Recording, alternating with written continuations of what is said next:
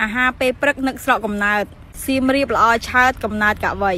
សម្រាប់បងប្អូនដែលចូលចិត្តញ៉ាំអាហារពេលព្រឹកបែបអឺរ៉ុបឬក៏តលឿនកាទៀវបាយស្រូបអីអាចមកកន្លែងនេះបានបងបញ្ញាគឺជាចុងភៅដ៏ចំណានម្នាក់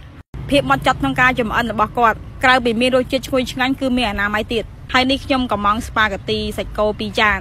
ជាមួយនឹង hot dog ថែម2គ្រាប់ទៀតជិះតាមផ្លូវមកមួម៉ៅរឿងឆ្កែដេញពេលដែលបានមកអង្គុយចាំចុងភៅដ៏ល្អឯកហើយបន្ទាប់មកទៀតបានភ្លក់រសជាតិស្ប៉ាហ្គាទីរបស់គាត់ខ្ញុំមានអារម្មណ៍ថាធូរស្រាលមែនទែនជាមួយនឹងបរិយាកាសធម្មជាតិបត់ស្ទឹងសៀមរាបយើងខ្ញុំជឿជាក់ថាម្ហូបនេះមិនត្រឹមតែជនជាតិបរទេសទេទោះបីតែខ្មែរដូចជាខ្ញុំដែលមិនសូវជាចូលចិត្តញ៉ាំរបស់អឺរ៉ុបក៏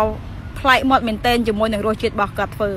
សម្រាប់ទីតាំងគឺនៅតាមដងស្ទឹងសៀមរាបក្បែរស្ពានវត្តដំណាក់បងប្អូនអាចជិះម៉ូតូជិះឡានជិះទូកមកក៏បានឲ្យទៅដល់ចំណតយានយន្តគឺនៅម្ខាងតូបរបស់គាត់ផ្ទាល់តាមដងស្ទឹងសៀមរាបនឹងអរគុណអាហារពេលព្រឹកនឹកស្រកកំណើតសៀមរាបល្អឆើតកំណើតកវីសម្រាប់បងប្អូនដែលចូលចិត្តញ៉ាំអាហារពេលព្រឹកបែបអឺរ៉ុបឬក៏តលឿនកាទៀវបាយស្រូបអីអាចមកកន្លែងនេះបានបងបញ្ញាគឺជាចុងភៅដ៏ចំណានម្នាក់ភាពហ្មត់ចត់ក្នុងការចម្អិនរបស់គាត់ក្រៅពីមានរសជាតិឈ្ងុយឆ្ងាញ់គឺមានអនាម័យទៀតហើយនេះខ្ញុំកំងស្ប៉ាហ្គាទីសាច់គោ2ចាន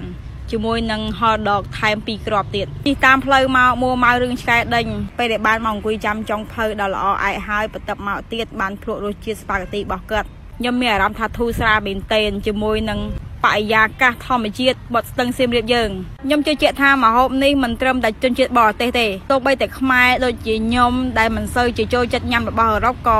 ប្លែកមាត់មែនទែនជាមួយនឹងរសជាតិរបស់គាត់ធ្វើ